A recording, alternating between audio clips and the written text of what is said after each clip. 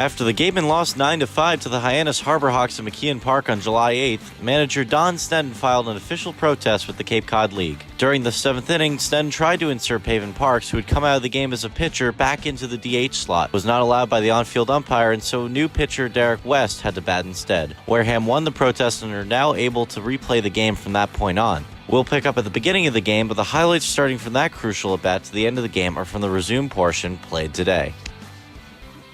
That one sharply hit, right side, off the glove of Lockhart, and everybody will score in advance of base, but Oliver Dunn going to throw home. Might have gotten him to pick off. Roscombe back down to Shenton, and they got him. Chad Gassman very upset with his base runners, and rightfully so. Bit of a gaffe there, but the run will count. 1-0 Hyannis. We go to the top of the second here on the Gatemen Baseball Network. That one sent high, shallow into right center field, racing in Rivera, but Todd Lott is actually called off by Rivera. Luke Roscombe tagging from third, saying get down as a throw comes in late. Roscombe in there safely with the slide, and the Gatemen tie it up 1-1 in the top of the third inning. Payoff pitch. Swinging a chop right side. Oliver Dunn on 2 hops. Gobbles it up and fires it over to first, and he called him safe. A bang-bang play goes the Harborhawks' way. Scoring from third is Braden Como. And Seth Gray with the infield single of the century. That one sent high and deep into left field. Going to get down for a base hit. Giving chases, Jacob Goldfarb follows it into the corner. Fires it into his infield, but a stand-up double for Davis Wenzel. And that 2-run lead, as we talked about, on the board now 3-1 Hyannis. Kaiser from the stretch. That one laced into right center field, a base hit. Coming around third is Wenzel. He will score standing up. An RBI single for Braden Como, and the offensive outburst continues for Hyannis, 4-1 Harborhawks.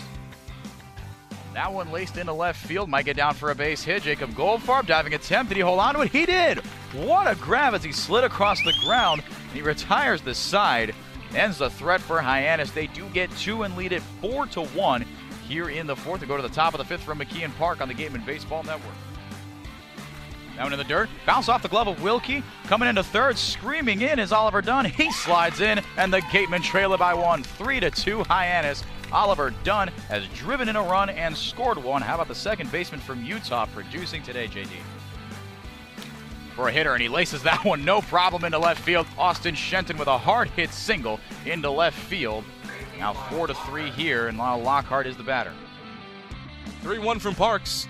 Up and inside, and it's a walk to Davis Wenzel. Trotting in from third base is Kyle Wilkie, and it's now 6-3 Hyannis. Great hitters count here for Dunn. 3-1 pitch is swung on, rocketed high and deep into center field. Eric Rivera will track back, and it'll get down and roll to the wall. Isaac Collins around from first. He'll score. Oliver Dunn all the way up to third, and it's an RBI triple for Oliver Dunn. The Gatemen cut into the lead. It's now 6-4 Hyannis. 2-2 waved on and missed. He winds up striking out against Dylan Thomas. His 2-2 waved on and missed. Nasty changeup on the inside corner. No balls and 2 strikes the count from Thomas. He looks back at second. His pitch. Checked his swing on the outside corner. He did go around according to the home plate umpire. Looks back at second. His 2-2 home. Called strike 3 on the outside corner. Payoff pitch. In there, called strike 3 on the outside corner. The 2-2 for the right-hander Thomas waved on and missed in the dirt. Wilkie applies the tag to Ryan Kreidler, so he strikes out.